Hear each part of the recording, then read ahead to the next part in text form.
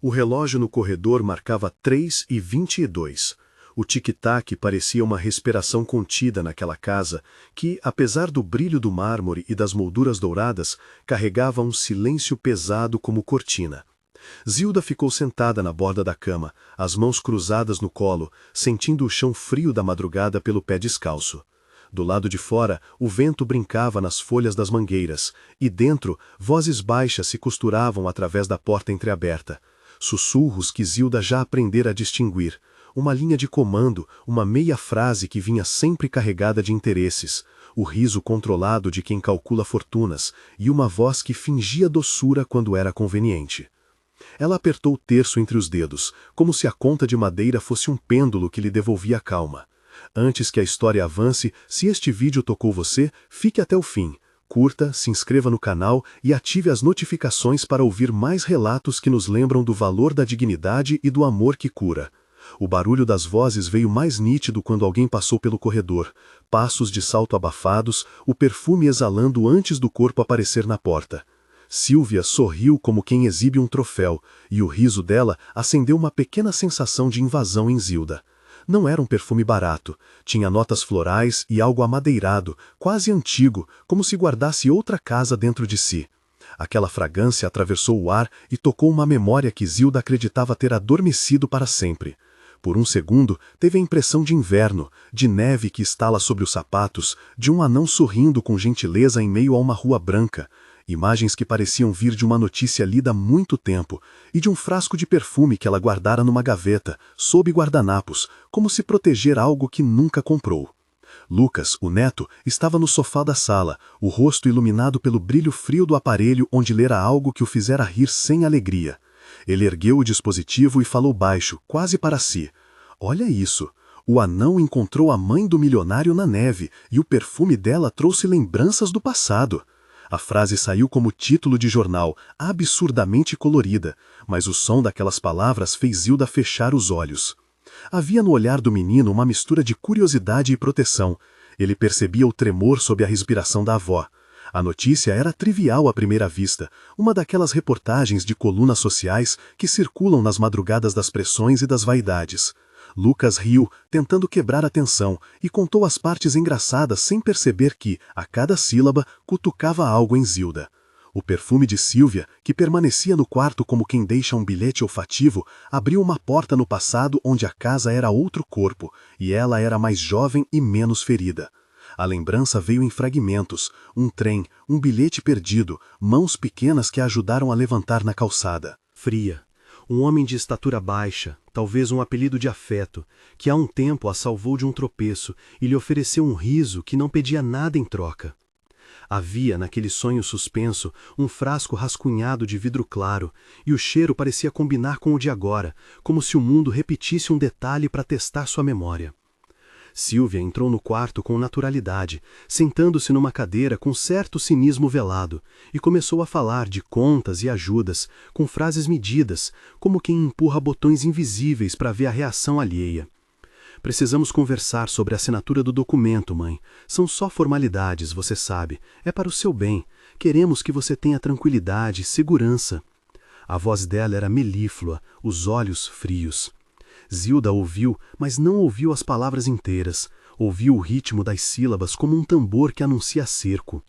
Havia algo de compulsório naquele convite ao que iria lhe tirar a autonomia.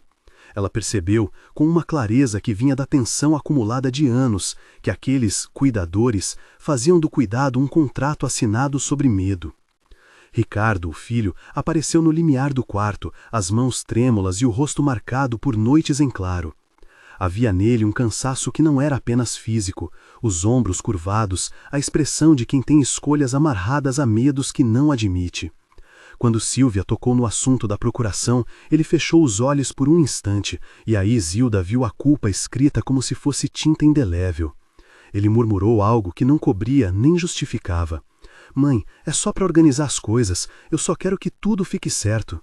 Era uma frase que poderia ser dita por medo, ou por quem se deixou convencer de que perder uma voz própria era às vezes o preço a pagar para manter aparências. Zilda sentiu o velho nó no peito. Não era a primeira vez que perguntas sobre organizar sua vida surgiam nos corredores dessa casa que lhe parecia, às vezes, um palco.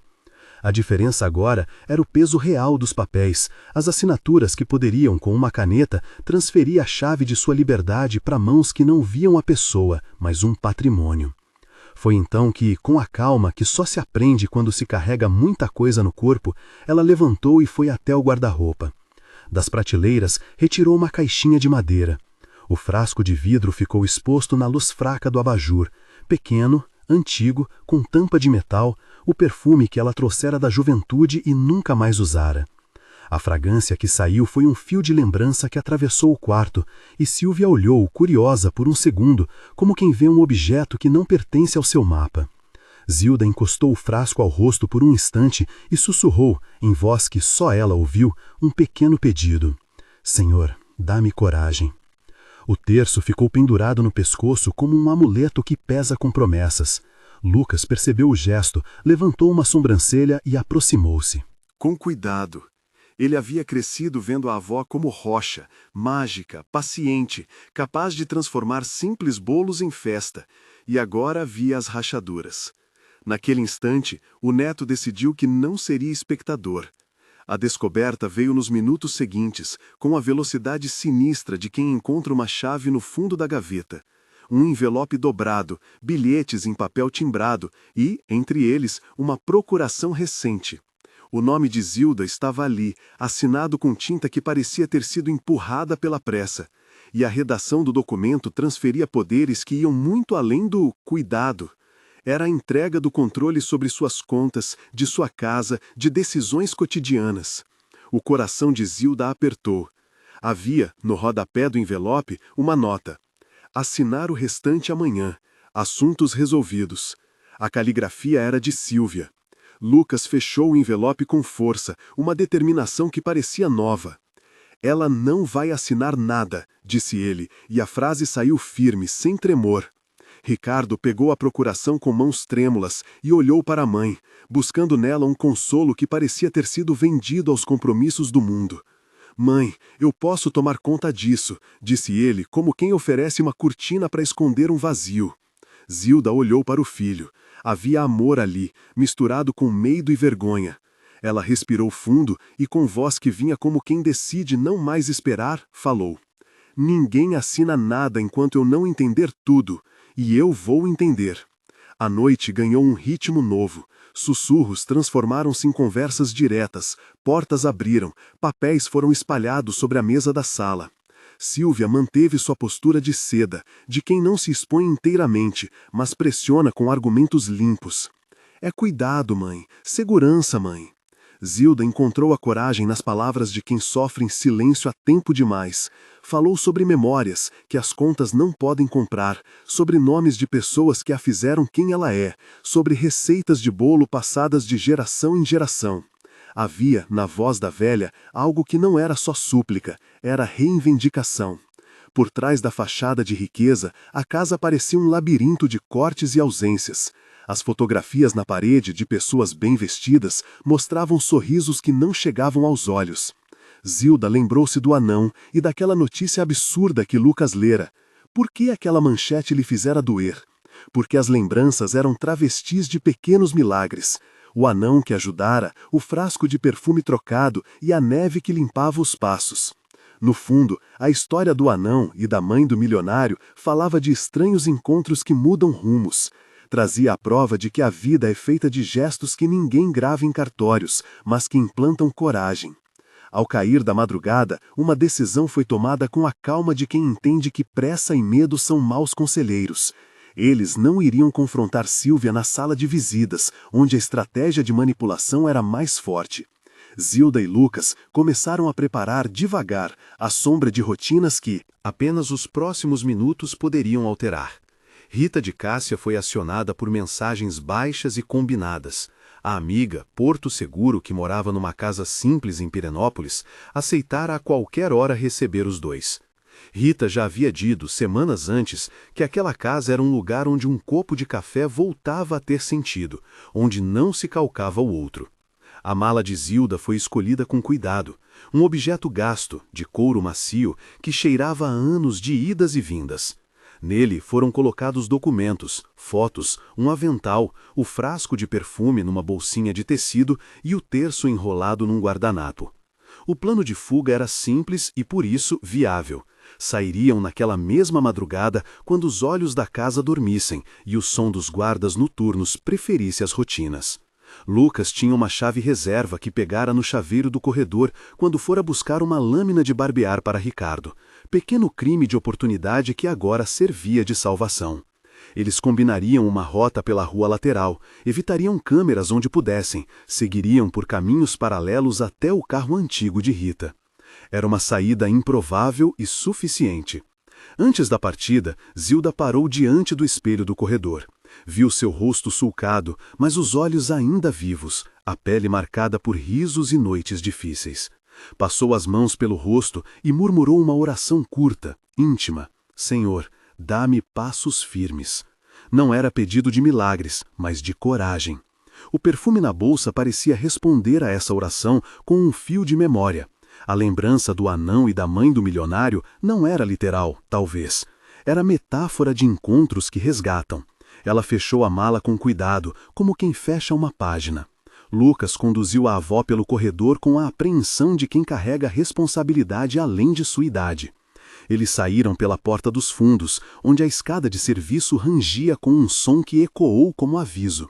O portão do fundo cedeu com um clique, que pareceu uma confirmação.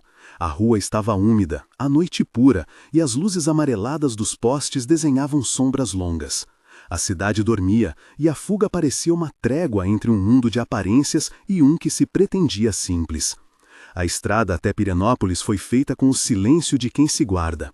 À medida que o veículo pequeno avançava, Zilda sentia no corpo a alternância do medo e do alívio, como se uma folha trêmula encontrasse vento pela primeira vez. Lucas olhava para a avó e de vez em quando falava de coisas bobas para manter o clima leve, memórias de infância, apelidos, receitas. A risada curta dela era resposta suficiente.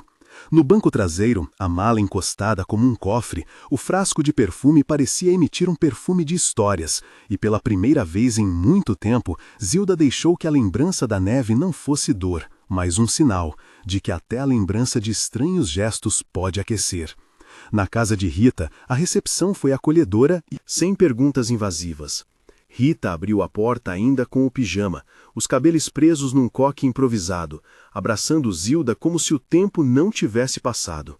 A chaleira foi posta no fogo e o cheiro do café misturou-se ao perfume antigo no guardanapo. Rita, prática e direta, não perguntou senão o essencial. Está tudo bem? Você quer que eu chame alguém? Zilda só precisou responder com um sorriso pequeno. Estou aqui, quero recomeçar. Havia naquela frase uma força que não se explicava com urgência, mas com decisão. Enquanto a casa simples de Pirenópolis aquecia, Zilda abriu a mala e arrumou as fotos sobre a mesa de cozinha. O frasco de perfume foi erguido entre as mãos como um relicário. Ela deixou escapar uma história curta para Rita, em terceira pessoa, sobre um homem baixo que ajudara numa calçada coberta de neve, um gesto que a fizera acreditar, por um segundo, que a bondade podia vir de quem menos se imagina. Rita sorriu, como quem recebe um conto que confirma a humanidade. "O perfume faz você lembrar?" perguntou ela. Zilda balançou a cabeça. "Mais do que lembro. Ele me lembra de que eu existo fora desses papéis." Foi uma confissão simples, mas a paz ali era provisória. Em Goiânia, Sílvia perceberia a ausência e agiria como quem não admite surpresa. Ricardo, dividido, poderia querer seguir os passos da mãe, ou poderia começar a confrontar a verdade. E havia Rogério, que Zilda sabia que poderia entrar na história com a clareza de um parente que nunca deixou que a injustiça se acomodasse como se fosse natural. O confronto ainda não tinha acontecido, e os pontos do fio da trama começavam a alinhar-se. Documentos, procuração, a verdade do que fora feito e, sobretudo, a necessidade de restituição e reconciliação. Na manhã seguinte, com chuva fina batendo nas janelas da casa de Rita, Lucas foi à cidade buscar papeladas, enquanto Zilda permaneceu na cozinha, mexendo lentamente uma panela onde o cheiro do bolo recém-assado se misturava ao perfume antigo. Ela olhou a janela e viu a chuva polvilhando o quintal. Sentiu, de novo, a sensação de limpeza naquele ruído ritmado. Abriu o terço e deixou que as contas corressem entre os dedos. Cada conta, um passo. Cada nó, uma oração curta. Dá-me firmeza. Dá-nos clareza. Não era pedinte, era entrega ativa. Quando, algumas horas depois, Lucas voltou com envelopes em mãos e um olhar determinado, Zilda soube que o xadrez da história mudava posição. Ele trazia entre os papéis algo que podia confirmar as intenções de Sílvia, extratos, correspondências comprovantes. A leitura dos papéis não trouxe escândalo, trouxe confirmação de manipulação financeira sutil e sistemática. Não se tratava de um roubo explícito, tratava-se de deslocamentos de autoridade, de algoritmos de medo que empurravam a mãe para fora de seu lugar. Aquilo doía porque era silêncio convertido em lei. Rita preparou um café forte enquanto as conversas aconteciam em voz baixa. Surgiu então a ideia de procurar Rogério, o tio que sempre aparecia com uma clareza difícil de confundir. Ele era advogado e tinha um porte que transmitia calma e firmeza. Zilda relutou em envolver mais gente, mas sabia que a história precisava de testemunhas e de vozes que não se perdessem nas redes de sedução de Sílvia. Naquele momento, pensou no anão e no milionário da manchete que Lucas mostrara. Era curioso como a vida gosta de repetir seus temas, encontros improváveis, pessoas que salvam e retornam histórias. O plano seguinte foi traçado com mais cuidado. Avisar Rogério, recolher provas, convocar uma conversa onde a verdade não pudesse ser deslocada por sorrisos calculados. Zilda sentiu pela primeira vez desde que havia saído da mansão que não precisava mais ser perfeita para merecer respeito. A dignidade reaparecia como se fosse uma casa que se abre depois de muito tempo fechada. No fim da tarde, quando a chuva deu lugar a um céu limpo e leve, Zilda caminhou no quintal de Rita com as mãos nos bolsos do casaco. Uma brisa trouxe o cheiro da terra molhada e, por um instante, uma sensação de pertença que não dependia de títulos nem de bens. Ela tocou o frasco de perfume que guardava sempre perto do corpo, sentiu a tampa fria e sorriu, pequena para si mesma. O anão, a neve, a manchete de jornal, tudo aquilo era agora uma imagem que lhe contava que a vida sempre tem encontros que desmontam cadeias. Ainda havia passos por dar, confronto, conversa, arrependimento possível. Mas naquela tarde, entre o cheiro do bolo e o terço no bolso, Zilda sentiu que o maior ato já havia ocorrido. Escolher não aceitar mais ser silenciada. Lucas veio chamá-la para dentro, e ela entrou com a sensação de que o lar podia ser reconstruído, não naquele mármore que apenas brilhava, mas ali, naquela casa simples onde a paz era feita de gestos mínimos e café quente. O telefone tocou com uma notícia. Rogério vinha ainda naquela noite. Havia na voz dele uma firmeza que trazia esperança. Zilda apertou as mãos nas próprias luvas, sentiu a textura do tecido e, por um breve instante, deixou que a memória do anão e do perfume lhe lembrasse que o passado, mesmo quando distante, às vezes devolve a coragem necessária para reparar o presente. E ela, mais do que nunca, queria que a reparação viesse através de palavras, enfrentamentos e, se possível, do perdão. Na rua, o som do carro que trazia Rogério aproximava-se como promessa. A casa de Rita se preparou para ouvir e ser ouvida. Do outro lado, em Goiânia, Sílvia começava a juntar argumentos. Ricardo se movia entre o remorso e a defesa. A linha que separava dor de redenção estava traçada, e Zilda, com o frasco de perfume ao lado, sabia que a verdade não precisava de gritos para se impor, bastava insistir em existir. Ainda havia o confronto por vir, e com ele a possibilidade de reconciliação. Ela virou mais uma vez o terço na mão e, se for para eu perdoar, que seja com força. Se for para eu lutar, que seja com calma. Foi uma escolha que vinha do fundo de sua fé prática. E assim, com as luzes da casa acesas, aguardaram. O relógio do corredor continuava seu tic-tac paciente, marcando não só o tempo, mas a frequência de uma decisão que se transformava em gesto. Lá fora, o céu limpava as últimas nuvens. Dentro, pessoas se preparavam para dizer a verdade e para escutá-la. A campainha tocou mais uma vez, seca, e a porta abriu para a figura alta de Rogério. Veio com o sobretudo ainda úmido da chuva que ficara para trás, o cabelo penteado com pressa e um olhar que não confundia simpatia com leniência. Cumprimentou a todos com um aceno firme, um cumprimento curto que trazia a promessa de verbo exato e ação medida. Rita ofereceu um canto à mesa, serviu mais café e houve um pequeno silêncio onde cada um se ajeitou à própria coragem. Rogério pousou a pasta sobre o tampo e a abriu com um gesto econômico. Pegou os papéis que Lucas estendera e, sem pressa, começou a folhear. Seus olhos iam e vinham entre números e datas, entre carimbos e termos em que havia pequenas manipulações, transferências justificadas por pagamentos falsos, autorizações assinadas sob pretextos que iam se repetindo como um padrão. Não eram furtos flamboyantes, eram operações de invisibilidade, deslocamentos de poder que, explicados assim, pareciam técnicos demais para ferir. Mas ele leu com o cuidado de quem reconhece a violência nas entrelinhas. Vê-se aqui, disse finalmente, uma estratégia de apoderamento.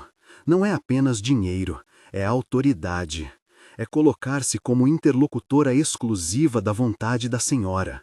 Há procurações, há autorizações para fechar contas, há documentos assinados em ocasiões em que a senhora não deveria estar sozinha.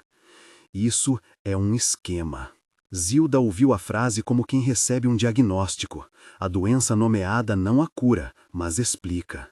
Sua respiração, que vinha curta desde a descoberta, pareceu encontrar uma passagem mais clara. Lucas inclinou-se para frente, olhos brilhando com uma mistura de raiva e alívio. Rita seguiu cada palavra de Rogério como quem aprende a decifrar uma alavanca que até então estivera oculta. Podemos seguir pela via judicial, prosseguiu Rogério, requerer tutela, pedir perícia, solicitar o bloqueio preventivo de bens. Mas isso pode levar meses e o desgaste emocional será grande. Há também a via administrativa, anular atos, notificar instituições bancárias, exigir comprovação de decisões. Também há a via civil, pedir que se reconheçam nulidades de atos e restituição do patrimônio. Ele fez uma pausa e olhou para Zilda como se aguardasse que ela escolhesse a arma com que queria lutar. Zilda segurou o terço no bolso do casaco. As contas quentes contra a pele lembraram-lhe de suas palavras sussurradas mais cedo.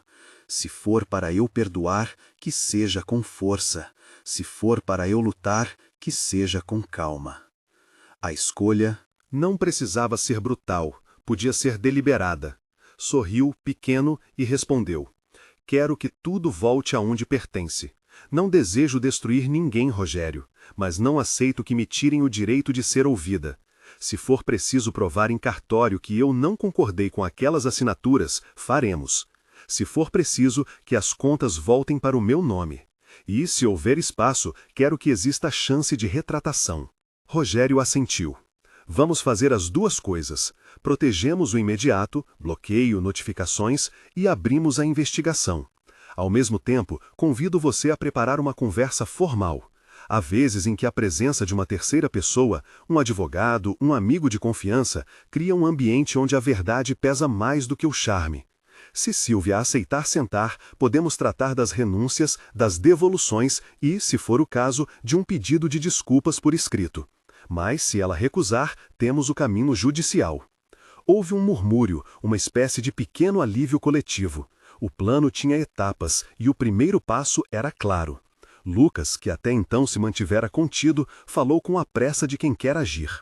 Podemos ligar agora, disse. Se a gente chamar, coloca a frente com as provas. Não dá para ela dobrar ou negar olhando para as contas. Rogério virou a cabeça. Podemos ligar, mas convoco cautela. Gente com habilidade de manipular usa o telefone como terreno para performances.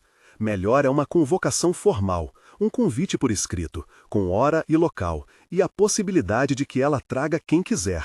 Se ela aceitar a conversa, procuraremos que seja em ambiente neutro. Se estiver em Goiânia, posso ir até lá. Não queremos que ela fuja para a defesa emocional enquanto coagula niados. Rita, que escutara tudo com o rosto lavado de preocupação, mexeu no pires. E Ricardo? Perguntou Baixa. Ele está com ela. Pode ser um elemento de compaixão ou de defesa. Dependendo de como ele reagir, a conversa pode ir para outro lado. Exatamente, disse Rogério. Ricardo pode ser réu por conivência ou pode ser testemunha. Preciso saber o que ele sabe, quando soube e qual o grau de participação. Por ora, o essencial é garantir a proteção imediata da senhora e preparar a documentação. Lucas tirou o telefone do bolso. Hesitou e olhou para Zilda. Ela fez um gesto sutil, autorização silenciosa. Ele discou. Do outro lado, a linha truncou por instantes, e depois alguém atendeu com uma voz que queria soar distraída, calorosa. Alô? A voz era de Sílvia, e havia ali uma simulação de surpresa e cuidado. Zilda, minha querida, ouvi dizer que há uma movimentação. Está tudo bem? O som do nome pronunciado despertou em Zilda um tumulto antigo. A maneira em que Sílvia pronunciava nomes sempre parecia anulá-los. Desta vez, porém, a vocalização encontrou um corpo que não mais se encolhia. Lucas, com firmeza, porém sem agressão, disse: Sílvia, precisamos conversar. Há documentos. Se você puder vir a Rita hoje à noite, às 9, para uma conversa com Rogério, seria melhor. Queremos ouvir sua versão com calma. Sílvia teve um riso breve, calculado. Ah, conversar é sempre tão bom, mas esta noite está complicada. Tenho um compromisso. Amanhã posso ir, que tal? E fez uma pausa em que tentou inserir com paixão. Ricardo está um pouco aborrecido, mas posso insistir para que ele vá. Não há motivo para alarmes. Rogério interveio, com a voz que não admite floreio. Senhora Sílvia, entendo que tenha compromissos. Proponho então duas alternativas. Ou a senhora comparece amanhã às 10 aqui mesmo com quem quiser, ou aceitamos que eu vá até Goiânia amanhã de manhã para uma conversa formal. Em ambos os casos, preciso de confirmação por escrito até meia-noite. Se não houver confirmação, a via que protegerá a senhora Zilda será acionada imediatamente. Houve um silêncio. Do outro lado da linha, Sílvia trocou palavra com alguém, talvez Ricardo. Quando voltou a falar, soou agitada, mas controlada. Por que tanta pressão? Disse. Eu só quis ajudar. Se há algo que não está certo, vamos conversar com calma. Não gosto de guerras. Não queremos guerra, afirmou Zilda, e percebeu que a voz saía mais calma do que o coração. Queremos verdade. E se houver erro, queremos reparação. Sílvia suspirou de modo dramático, e a pausa que fez soou como uma tentativa de condescendência. Está bem, disse. Amanhã, então. Vou sim, às 10. Não precisa de advogado. Vamos conversar como pessoas. Quando Lucas cortou a chamada, houve na sala uma descarga elétrica. O acordo estava ali, uma promessa por hora. Mas Rogério mantinha-se atento. Ela pode aceitar e preparar uma versão distinta, ou pode aceitar e ser surpreendida pela prova. O importante é que você esteja preparada, disse. Eu irei para Goiânia se for preciso. Vou redigir uma notificação que confirme o convite. Isso cria registro. Amanhã trago também um pedido de bloqueio provisório, se concordarem. Por ora, bloquearemos qualquer movimentação nova junto ao banco apenas com base no que temos. Zilda abaixou o olhar sobre as mãos que seguravam o terço. A madrugada parecia ter encurtado. Lá fora, a rua escura refletia pontinhos de luz. Dentro, havia uma clareza que vinha do fato de se ter nomeado o que se sofrera. Nomear era pôr limites na dor. E se ela chorar? Perguntou Rita, com um cuidado maternal que não escondia medo. E se ela falar de sofrimento e pedir abrigo? Choros podem compor performances, disse Rogério com franqueza, mas também podem ser genuínos. Precisaremos ficar atentos aos fatos, aos documentos, às datas, ao que for verificável. Emoção não é prova. O relógio do corredor continuava a marcar seu compasso, e aquele tic-tac parecia convergir para a manhã seguinte. Cada um se recolocou em sua posição.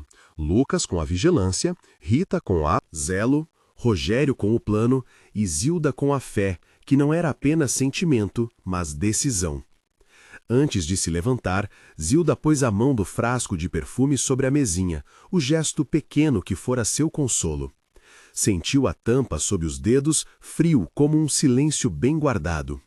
Levantou-se, encarou os outros e falou com a calma de quem assumira seu próprio lugar. Amanhã eu digo o que precisa ser dito, não mais por medo, nem por vergonha. E, voltando o olhar para Rogério, obrigada por vir. Precisamos mais de firmeza agora do que de bons sentimentos. Rogério fez um pequeno aceno e fechou a pasta. Havia no gesto a promessa de trabalho, telefonemas, cartas, possíveis viagens. Lucas encaixou os papéis como quem guarda ferramentas para a luta do dia seguinte. Rita recolheu xícaras e o aroma de café voltou a ocupar o ar, tímido e reconfortante. A noite passou sem grandes ruídos. Alguns cochilos, passos leves, uma luz que ficou acesa até tarde. No quarto onde Zilda repousava, o terço ao lado do travesseiro brilhou sobre a lâmpada. Ela não dormiu profundamente. A antecipação mantinha um fio de vigília. Em sonhos curtos, revia sorrisos que antes pareciam afeição e que agora se revelavam instrumentos. Na manhã seguinte, as ruas ainda traziam resíduos de chuva. O sol tentava romper. Rogério ficou de partir para Goiânia se necessário. Lucas arrumou uma pasta com cópias extras. Rita fez sanduíches em silêncio, com o gesto prático de quem prepara resistência para um dia longo. Zilda vestiu um casaco simples, colocou o frasco de perfume no bolso, não por vaidade, mas por hábito que significava presença de si, e, antes de sair, deixou a casa com a sensação de que um corpo podia se restituir quando afirmava sua voz. Quando entraram no carro, Lucas olhou para ela com uma mistura de ternura e determinação. Não permita que eles te confundam com delicadeza, disse ele. Delicadeza e submissão são coisas diferentes. Você tem o direito de ser delicada e firme ao mesmo tempo. Ela sorriu e fechou os olhos por um momento. Ao abri-los, viu na estrada a linha do horizonte que se estendia como promessa de um dia em que as verdades, por mais tardias, haviam de deitar raízes. Chegaram ao endereço combinado com a planificação de quem tem cautela. Horas antes, Rogério enviaria a notificação. 10 horas, encontro. O destino era neutro. Uma sala de reuniões emprestada por um conhecido jurídico. Uma mesa oval, cadeiras que não tinham história entre eles. Haveria testemunhas e o registro que transformaria palavras em documentos. Os minutos que antecederam o encontro foram longos. Cada um tomou seu lugar ao redor da mesa. O relógio marcou 10. Abriu-se a porta e pela fresta ficou à vista uma figura que, de início, controlou o semblante, um sorriso ensaiado, um abraço aberto que, na realidade, treinava gentileza. Ricardo estava ao lado de Sílvia, com o rosto sombrio, como se a consciência tivesse pesado mais do que a vontade de defesa. Sílvia entrou na sala com a postura de quem está acostumada a conduzir cenas, e logo buscou, com a fala, retomar o papel de quem protege. Sorriu para Zilda com a mesma mão que um dia segurou a dela, em gesto público de afeto. A imagem era familiar e, ao mesmo tempo, estranhamente descolada daquilo que se revelara. Rogério avançou com a calma de quem tem agenda. "Obrigado por virem", disse. "Antes de começarmos, quero informar que fiz a notificação pedida e que há registros do que será tratado aqui. Gostaria que falássemos com franqueza. Há documentação que sugere atos de gestão e autorizações que precisam ser esclarecidas." Sílvia recuou apenas uma fração, fingindo surpresa. "Atos de gestão?" repetiu. "Mas eu só queria o melhor para ela. Não fiz nada além do que qualquer neta faria." Havia uma camada de zelo na sua voz que era quase teatral. Zilda sentiu uma resistência antiga, a de ser reduzida por uma narrativa que sempre a colocara como incapaz. Mas agora, de mão sobre a mesa, com os dedos cruzando o terço no bolso, ela estava presente. "Quero apenas saber", disse, calma, "quando e como houve essas autorizações, e se houve consentimento livre e informado." Sílvia abriu a boca para responder, e por trás do sorriso apareceu, por um instante, uma sombra de impaciência. Ricardo, ao lado dela, mexeu numa folha com dedos que tremiam levemente. A tensão era palpável. De um lado, a necessidade de defender uma verdade que parecia correta. Do outro, a exigência de que essa verdade fosse provada. No centro, Zilda, que agora pedia não mais aceitação por piedade, mas por justiça. Rogério fez um gesto e a conversa deslanchou para documentos, perguntas, datas, contradições. As vozes subiam e desciam, medidas, explosões contidas, tentativas de charme que se chocavam contra o peso da prova. Lá fora, o dia seguia seu curso indiferente. Dentro da sala, as palavras começavam a modelar o que viria a seguir: reparação ou combate, perdão ou sentença. Cada frase pronunciada deixava um rastro que já não poderia ser apagado. E no meio daquela circunspecção, Zilda percebeu, com estranha leveza, que não temia tanto o julgamento alheio quanto a possibilidade de, diante da verdade, perder para sempre a imagem de si que já não lhe servia. Respirou fundo. Estava preparada. Rogério pousou sobre a mesa um maço de papéis encadernados. Havia carimbos, protocolos, anotações à mão. As folhas faziam um barulho seco quando eram afastadas, como quem revela uma trama. Ele apontou para uma folha onde se lia, em letra apressada, a suposta autorização de gestão assinada por Zilda.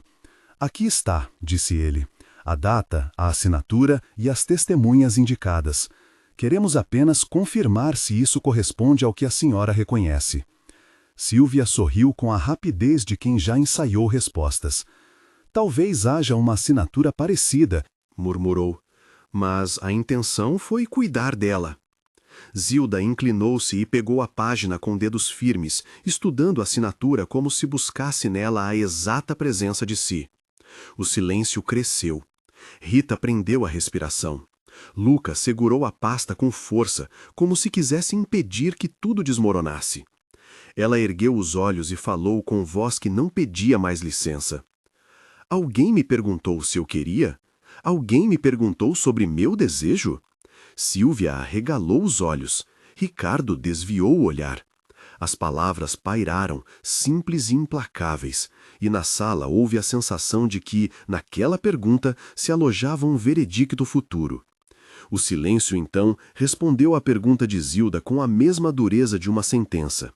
Por um instante, nenhum som se atreveu a atravessar a sala. Só o relógio, insistente, marcava a passagem como se quisesse lembrar a todos que o tempo não recuava. Rogério limpou a garganta. Preciso que sejam precisos. Quem esteve com a senhora naquele dia? Quem conduziu esse ato? Sílvia abriu a boca, e por um segundo o sorriso voltou, como uma máscara mal presa. Houve conversas, disse ela, com a impaciência contida de quem teme o que uma narrativa mais longa pode revelar. Conversas sobre cuidados, sobre segurança. Fiz o que era necessário. Zilda pousou a mão sobre a página. A tinta parecia ter secado há pouco, o carimbo estava limpo, a data legível. Ela deslocou os olhos para cada um dos presentes, e o movimento foi lento, quase cerimonial. Não chamo de conversa o que se faz sem perguntar, falou ela. Se isso foi para me proteger, ninguém me explicou. Ninguém me perguntou se eu queria sair sozinha ao jardim, quem cuidaria das minhas contas, ou se eu preferia que fosse assim. Rita, que até então permanecera como sombra na cadeira ao lado, ergueu-se com um leve tremor.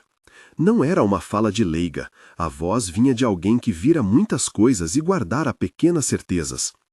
Eu estive lá, disse, olhando para Sílvia com firmeza.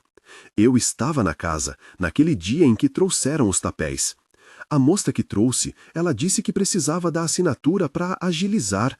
A senhora estava cansada, confusa, não havia claro consentimento. Um murmúrio percorreu a mesa.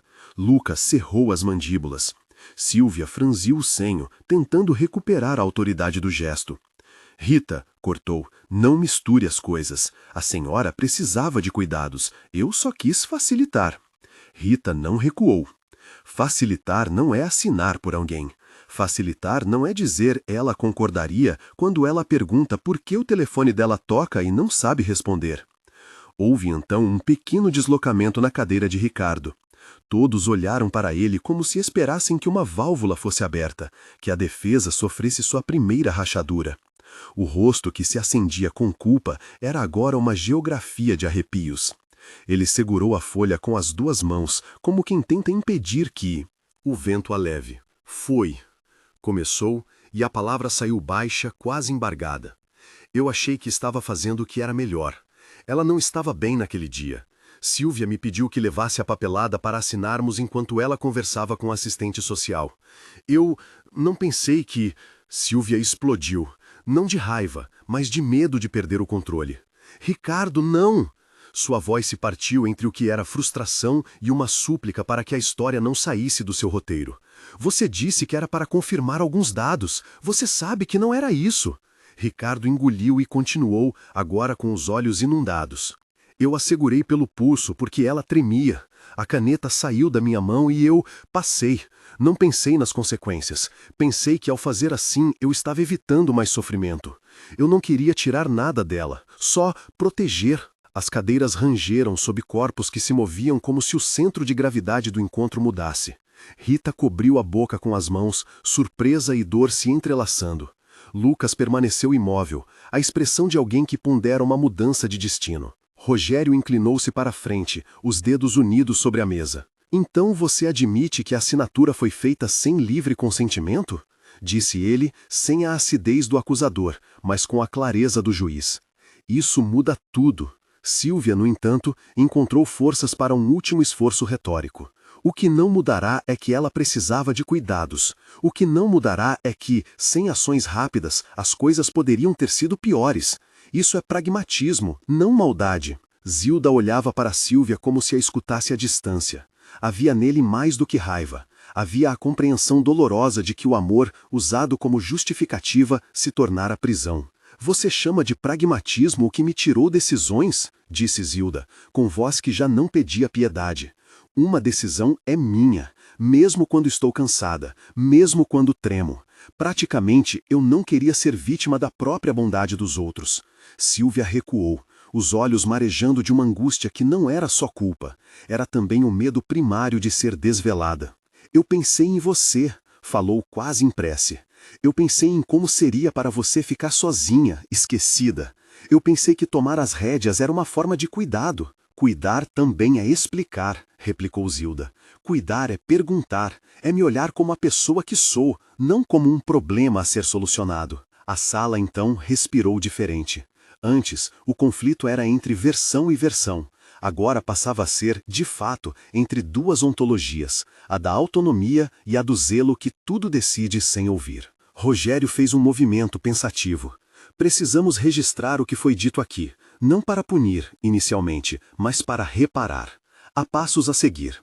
Averiguar a autenticidade da assinatura, falar com a assistente que recebeu os documentos, agendar uma perícia, se for o caso. Mas antes disso, preciso ouvir a senhora Zilda. O que a senhora quer agora? A pergunta foi um fio jogado num lago. Zilda demorou, como se precisasse escolher as palavras como quem escolhe roupas para enfrentar o frio. Havia na sua face uma serenidade que, pela primeira vez naquela tarde, não parecia resistência, mas claridade. Quero 2 coisas, disse ela, e cada palavra parecia pesar. Primeiro, que me incluam nas decisões sobre meu dia a dia. Segundo, que o que foi feito em meu nome seja revisto. Não quero vingança, quero a verdade sobre o que foi decidido quando eu não estava presente. Silvia fechou os olhos. A sua respiração falhou por uns instantes. Depois, quando falou, a voz trazia uma resignação inesperada. Se for para reconquistar sua confiança, aceitarei o que for necessário, murmurou. Não quero perdê-la. Havia, na audiência do pedido, algo que não era apenas promessa. Havia também o reconhecimento doloroso de que o caminho de volta seria longo. Ricardo inclinou a cabeça, repetindo num silêncio pesado um pedido de desculpas que não se atrevia a formular em voz alta. Rogério fez anotações com a expressão de quem organiza um intrincado nó. Vou encaminhar um pedido formal de verificação da assinatura e das testemunhas, afirmou. Enquanto isso, suspendo quaisquer decisões baseadas nesses documentos até que tenhamos clareza. Também proponho que a senhora Zilda tenha um defensor ou alguém de sua confiança presente nas próximas discussões. Todos se entreolharam. Rita apertou os lábios como quem decide um caminho. Lucas levou a mão ao bolso como se quisesse buscar algo que nem sabia se tinha. Silvia permaneceu por um tempo imóvel, depois assentiu. Não era um gesto de entrega total, mas um reconhecimento de que o jogo havia mudado. "E se eu quiser explicar minha versão?" perguntou ela, com a voz pequena. "Haverá espaço para isso", respondeu Rogério. "Aqui não se trata de excluir, mas de incluir, com transparência." A proposta, simples no papel, desdobrou-se entre os presentes em formas diversas: alívio, medo, vergonha, alicerce. A mesa, que até ali fora um tabuleiro de confronto, passava a ser lugar de reconstrução tensa. Zilda ergueu a mão não para pedir silêncio, mas para acertar a própria postura. Havia algo diferente em sua voz quando falou pela última vez naquela sala. Não era só reivindicação, era um aviso gentil sobre quem ela ainda era. "Não me popem com desculpas. Não quero que cuidem de mim por pena. Quero cuidado que me permita escolher." A tarde se desfez em sombras longas que cruzaram a sala. Lá fora, um vento passou pelas árvores do prédio e espalhou folhas secas sobre a calçada. As palavras ditas ali começaram a criar consequências que já não seriam fáceis de estancar. Cada um sabia, silenciosamente, que dali em diante o mapa das relações mudaria, não por um único documento, mas por aquilo que cada gesto havia revelado sobre os limites do amor e do poder. Rogério fechou a pasta que havia trazido no início da reunião. "Muito bem", disse ele. "Marcarei as providências. Nos encontramos novamente quando tivermos as primeiras respostas. Obrigado pela franqueza." Ao saírem, alguns ainda falaram em murmúrios, outros evitaram cruzar olhares. Zilda ficou mais um pouco sentada, as mãos cruzadas sobre a bolsa, como se segurasse algo que ainda não queria abrir. Quando finalmente se levantou, seus passos eram firmes. Não havia pressa, havia uma determinação que não precisava de testemunhas. Na porta, Silvia deteve-se e olhou para Zilda. "Posso?" começou, como se pedisse permissão para algo que já teria negado antes. "Posso ligar amanhã para ver como está? Trazer um almoço?" Zilda olhou para ela, avaliando a oferta com a mesma lente que usara para avaliar a assinatura. Havia, nessa oferta, tanto um gesto de conciliação quanto os restos de uma tentativa de reparação. "Traga o almoço", disse ela por fim, "mas traga também as perguntas." Silvia assentiu, e nessa pequena cena havia a promessa tímida de uma nova relação a ser reconstruída. Uma que exigiria mais verdade e menos soluções prontas. Quando a sala esvaziou e as portas se fecharam, restaram as folhas empilhadas sobre a mesa, o relógio marcando um tempo que seguia implacável, e a sensação, compartilhada por alguns, temida por outros, de que aquela reunião fora o ponto de não retorno. Cada um carregaria dali em diante as marcas das escolhas feitas, e as consequências exigiriam, afinal, mais do que justificativas. Exigiriam atos que honrem a dignidade que fora por um instante não perguntada. A noite aproximava-se, lenta, e com ela a promessa de que a busca pela verdade teria novos capítulos.